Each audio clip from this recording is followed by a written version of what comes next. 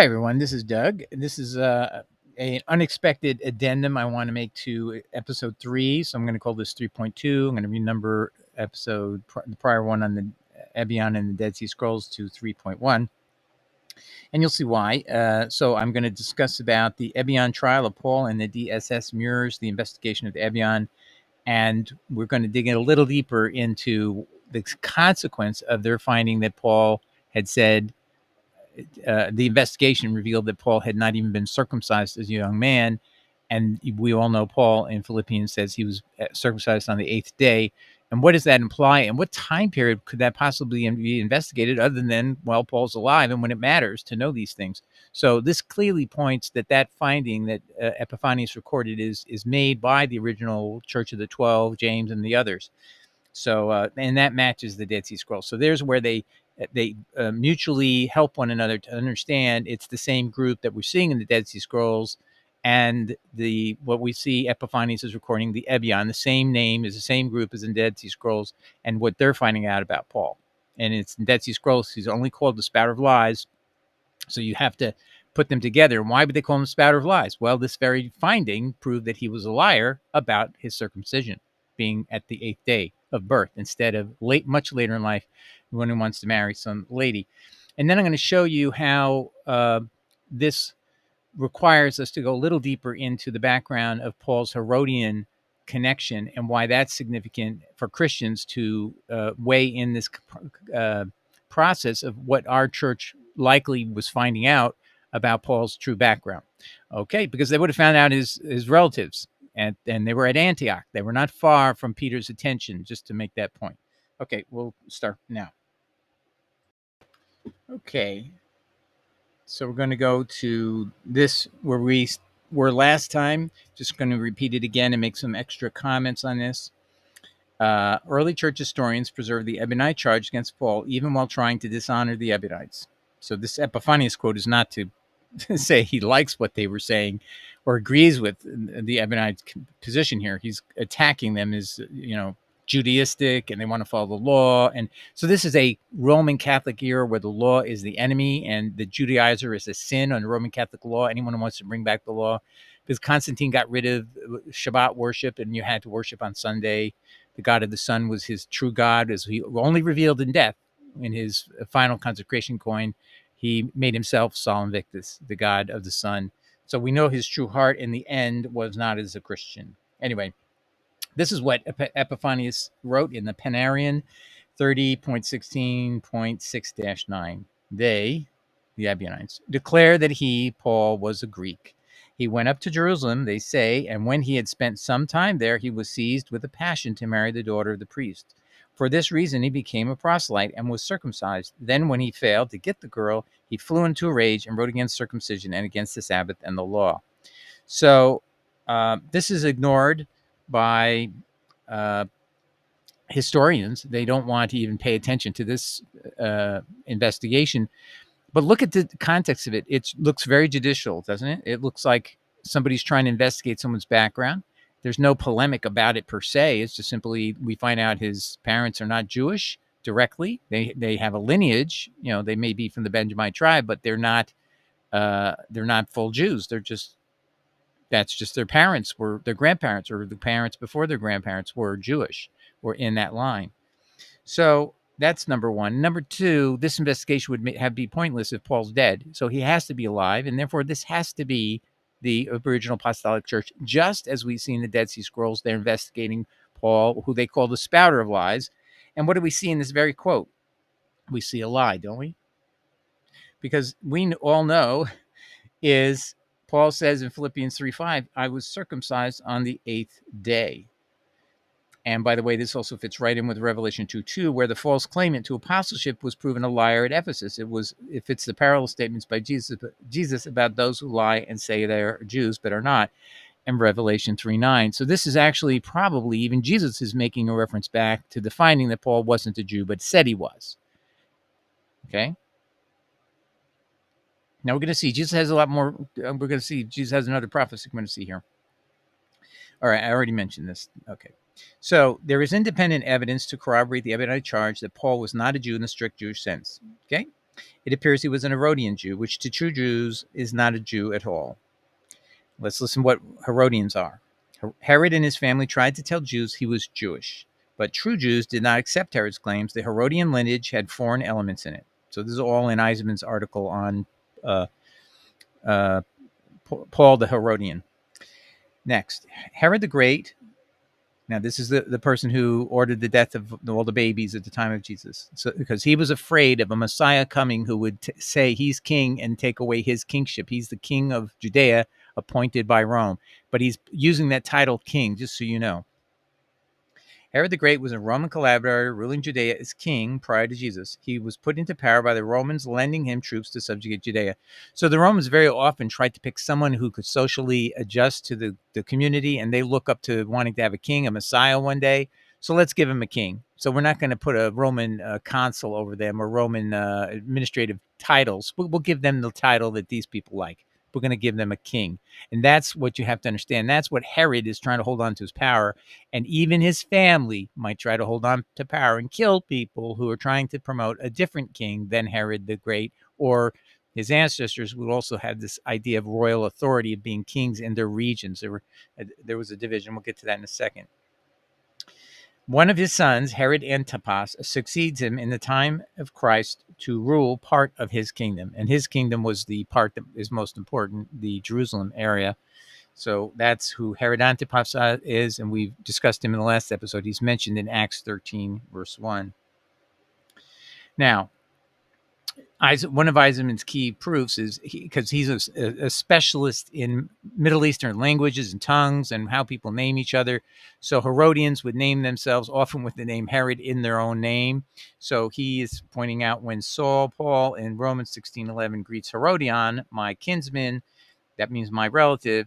He says that's a name that a member of the Herodian family would use. Now, here's one of the key proofs I wanted to bring up that I didn't include last time, and I meant to, but I guess I was trying to keep it short. So here it is. I did refer to it, but I didn't give you all the citations. So this is a key proof that Robert Eisenman uses to identify who Paul is as part of the family of Herod, because that's what Josephus is going to say about a guy named Saulus. Josephus, who as far as we know was not a Christian, mentions a Saulus in his work, The Antiquities of the Jews. In Book 20, Chapter 9, Josephus says Saulus is a member of the family of the successor Herod Antipas. That's key. That's Josephus saying Saulus is a member of the family of Herod Antipas. If you remember from the last episode, we took a look at Acts 13:1, and we showed you that there is a statement here where you should disregard the comma because that's a English edition. It's not in the original Greek. There is no punctuation. Well, we mentioned that to you from here. The script, the style of the Greek text in the ancient time were scriptio continua. There are no spaces, no punctuation, or different letter cases. The only way to decipher these texts was to read them aloud, even to oneself, to hear their syntactic structure. So if you take a look at this, Luke is definitely telling us that at the Antioch church was a person named Manaen who had been brought up with Herod the Tetrarch and Saul. And it actually says, it's hidden here, I don't know why, it says his foster brother, kinsman, they're relatives by that relationship. And Manaen was brought up, this member of the Antioch church was brought up with both Herod the Tetrarch, meaning Antipas, and Saul, who we see in Josephus is also connected to the same Herod Antipas. And here he is said to have been a playmate, if you will, of Manaen and Herod because they're all together. So there is no comma there, and that was put there to deliberately skew you to think, oh, it's not connected. And some of them actually put in parentheses to cut that off so that you won't connect it to Saul. But that's lying to you because that if they know Josephus, you know Paul is really Saulus. That was his Hebrew name turned into Latin by other people. He was called Saulus, and that's what Josephus is recording of this particular person, and he's unmistakably Paul. But let's go back and continue here. Josephus says this Saulus sided with the high priest in resisting a tumult by lower order priests over temple funds going to the high priest. So the lower priests are saying, hey, high priest shouldn't get this. Now, the high priest is an appointee of Herod, just so you know, in that time, because he's the king and he has this power. And Saulus is defending the high priest, saying, no, you lower priests don't get this money. So Paul is very much protecting the high priest. Okay. So Josephus records that Saul's activities was after Jesus' movement had already begun. So this protecting the high priest is after the point. His funding from the Herodian family would not go to the lower priest and just go to the high priest. He's defending that, and he's doing it violently, actually, is what the story is. And so he is, after the time of Christ, doing this. So he is working as an agent of the high priest in that case. So that's an uncanny similarity, wouldn't you say? Josephus records that Saul's activity was after Jesus' movement had already begun. He does mention Jesus in his work as a prophet that people were following. But before we know independently that Paul joined it. Antiquities, chapter 29.4. This therefore puts the Saulus of Josephus in precisely the chronological position of Saul, a.k.a. Paul, prior to his road to Damascus experience. Further, the Saulus of Josephus and the Saul of Acts both are collaborators of the high priest and appointee of Herod, the family of Herod Antipas. So when Josephus says Saulus was of the family of Herod, this is a direct evidence that Saul Paul was of the family of Herod, which you would conclude anyway from the statement about a Manaen, a foster brother of Herod Antipas, a member of the Antioch church, and he, Manaen, was a foster brother of and childhood companion of Herod Antipas and Paul. See, don't be misled. Again, don't be misled by commas that are add. Just always remember, it's scriptio continua, everything. No spaces, no punctuation, different letters or cases to distinguish words, phrases, or sentences. And the only way to decipher these texts was to read them aloud, even to oneself, to hear their syntactic structure. Okay. Anyway, let's continue here. So what is this Acts 13:1 passage and Josephus together are very important. They underscore once more the many uncanny links between Paul and Herod. The primary ones are Romans 16:11. He greets a relative, his kinsman, Herodion. Paul's service to the high priest, who was an appointee by Herod, which is anomalous because remember, the Pharisees have nothing to do with Sadducees, and the high priest is part of the Sadducee party. How could Paul have an entree to have an alliance with the high priest unless he's an Herodian, meaning he's at the high level of the Herodian family, and they, even if they're a Pharisee, it wouldn't matter. They're going to come to defend and protect the high priest who they appoint and help solidify their power. Continuing, the third point, the apparent Saulus-Paulus link in Josephus, where Josephus says Saulus is from the family of Herod. So that's proof positive. It's unmistakable. What we're talking about is Saulus in the time period just while Christ has been crucified. And here's this guy going around defending the high priest, exactly similar to the way Paul says he was serving the high priest in the same time period. In Acts 22, verse 28, it reveals Paul has Roman citizenship from birth in the Judean region under Herodian control. So that is definite. Very, very few people have that slip, that libellus, it's called. Let's take a look at that. Let's look at a sum up of what Eisenman's proofs are. Thus, in the Judea of that era, only Herodians would have a child with both a Roman and Hebrew name, Saul, who would have Roman citizenship from birth, Acts 22:28, and who would greet a kinsman, that is a relative, named Herodion.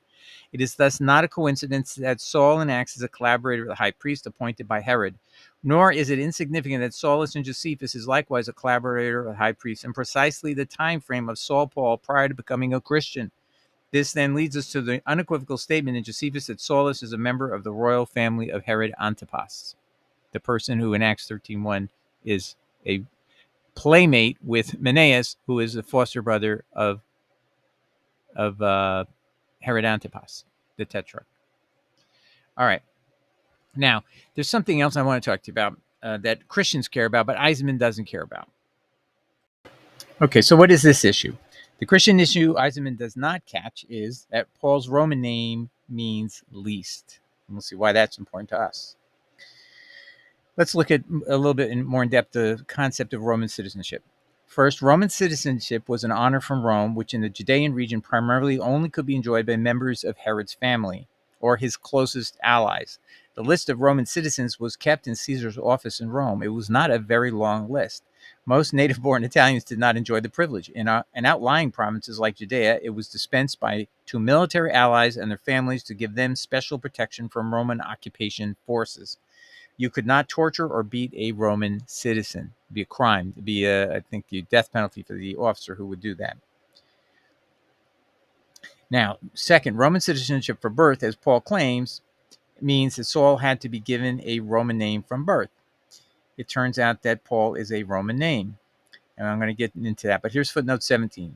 Quote, and this just proves that you have to have a Roman name when you're born, and if you are a Gentile, as again, or you don't have Jewish parents, what did the investigation of the Ebion prove? That Paul's family, direct family, were, like all of Herodians, not directly descended from parents who were themselves Jews or Hebrews, but from parents whose parents in the past had some lineage within the Jewish community. So let's see what this says. Quote, when a foreigner, like Paul, and his state is according to the Ebionites, when a foreigner received the right of citizenship, he took a new name. So Paul, as an infant, would be given that new name at birth. Wouldn't that be correct? The nomen, quote, had to be the nomen of the person always a Roman citizen to whom he owed his citizenship. So what Paul could have been is the name of his benefactor could have been Paulus, which means basically a small one.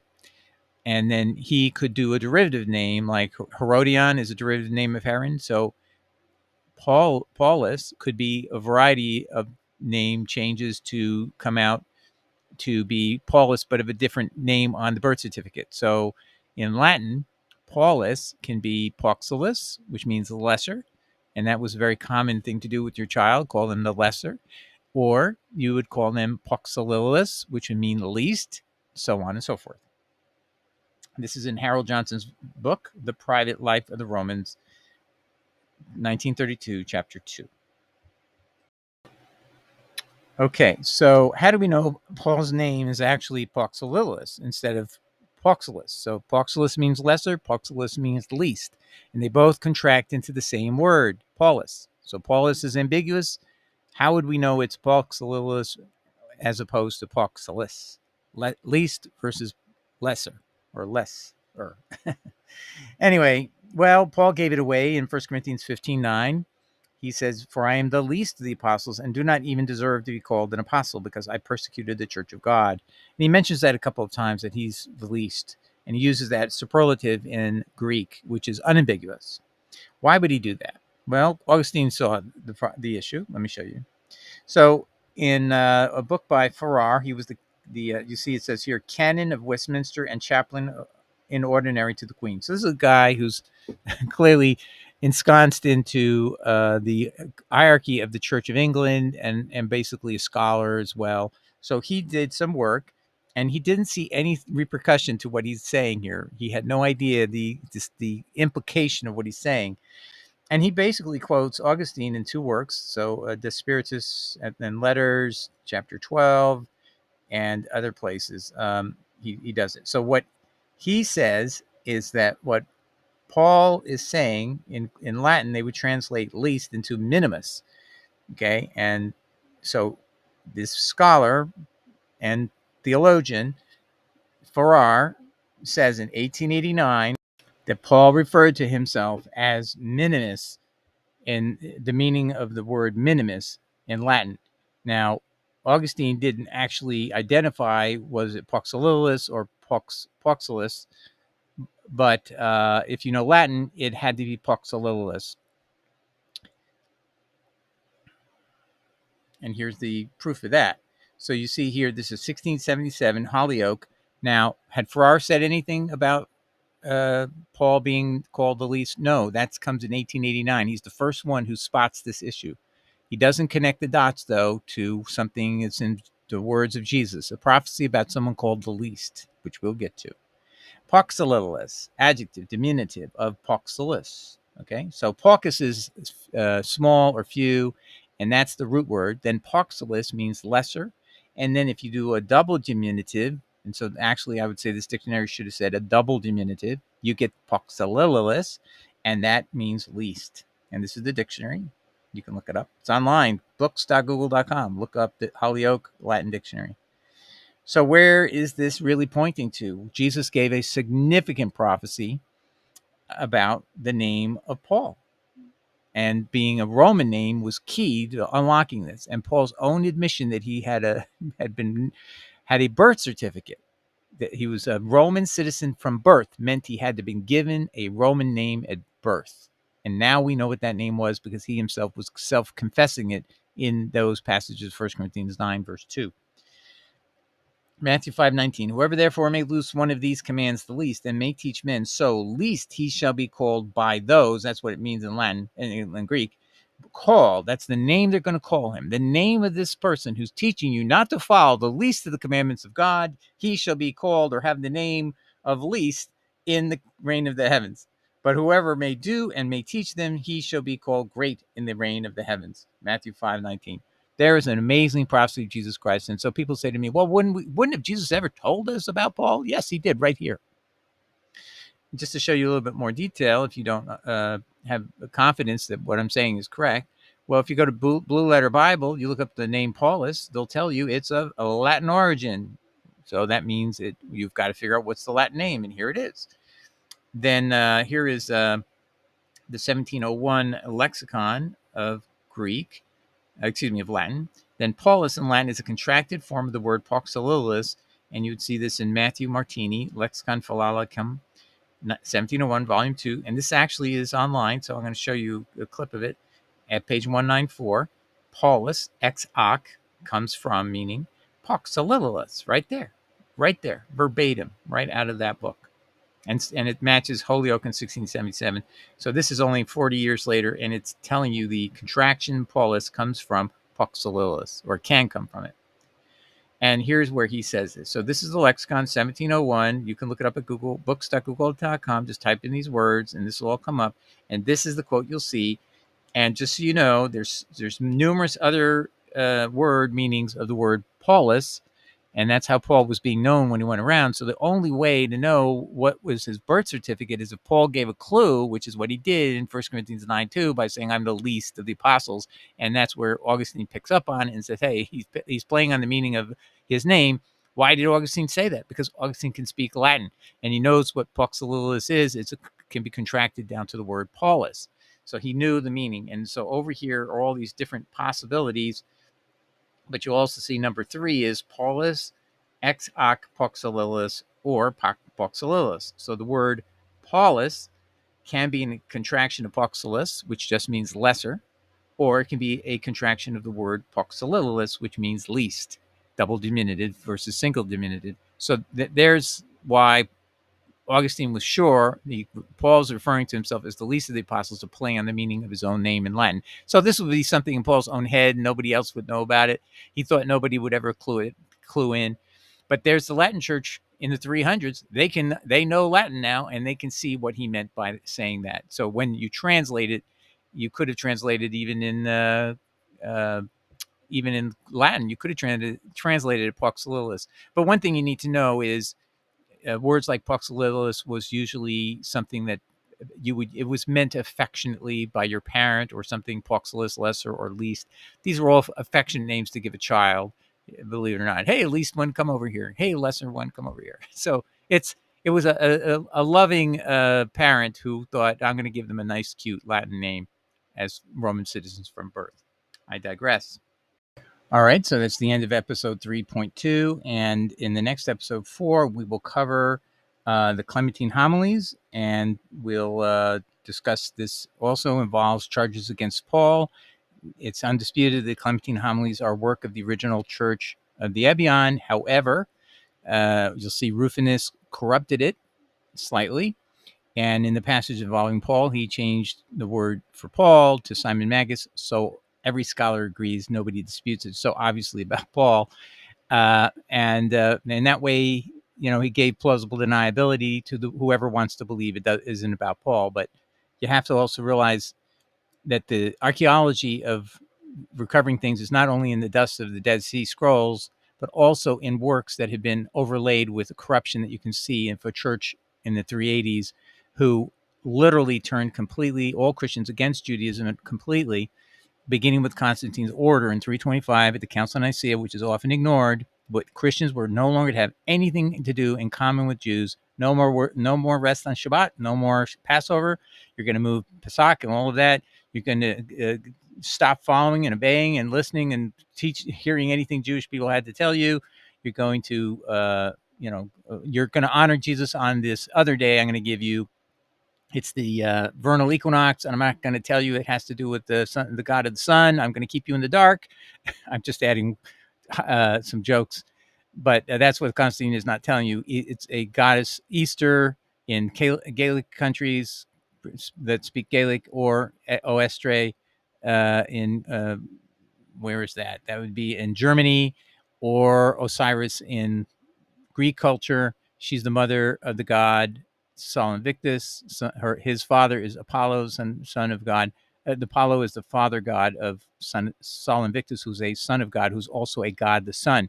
So he doesn't tell us any of those things he's doing, and he sponged any connection between us and Judaism, and that's why a book like this has to be corrupted. But Rufinus didn't corrupt it completely, and after he translates it from Aramaic or Greek or both, he then destroys all those copies and leaves us only with this Latin text that we have to look at. So there's archaeology of a different kind when you deal with someone like Rufinus, but you can figure it out, as the scholars all agree. Ciao.